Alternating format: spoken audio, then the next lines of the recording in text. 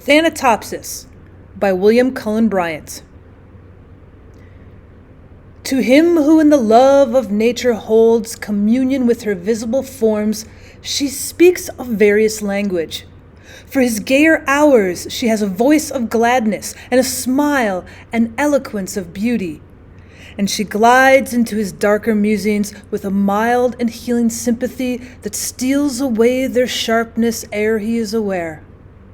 When thoughts of the last bitter hour come like a blight over thy spirit, and sad images of the stern agony, and shroud, and pall, and breathless darkness, and the narrow house make thee to shudder and grow sick at heart, go forth under the open sky, and list to nature's teachings, while from all around, earth and her waters and the depths of air, comes a still voice.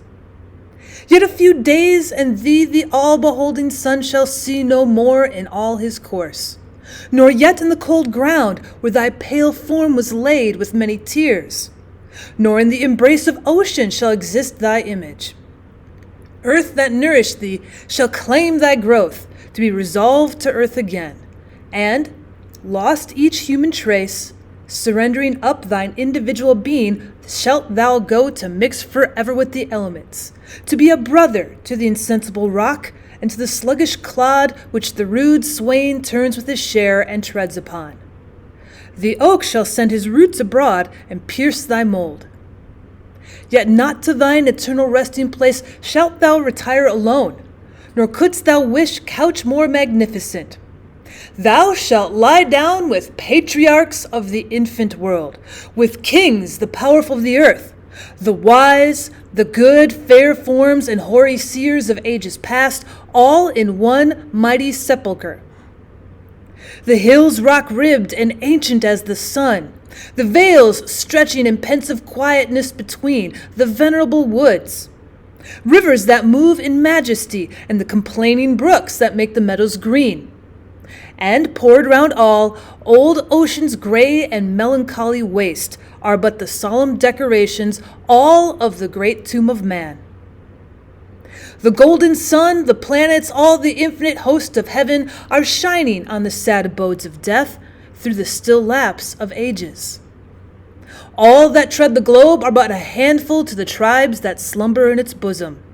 Take the wings of morning, pierce the bark in wilderness, or lose thyself in the continuous woods where rolls the Oregon and hears no sound save his own dashings. Yet the dead are there, and millions in those solitudes since first the flight of years began have laid them down in their last sleep. The dead reign there alone. So shalt thou rest. And what if thou withdraw in silence from the living, and no friend take note of thy departure? All that breathe will share thy destiny. The gay will laugh when thou art gone, the solemn brood of care plod on, and each one as before will chase his favorite phantom. Yet all these shall leave their mirth and their employments, and shall come and make their bed with thee. As the long train of ages glide away, the sons of men, the youth in life's green spring, and he who goes in the full strength of years, matron and maid, the speechless babe and the gray-headed man, shall one by one be gathered to thy side by those who in their turn shall follow them.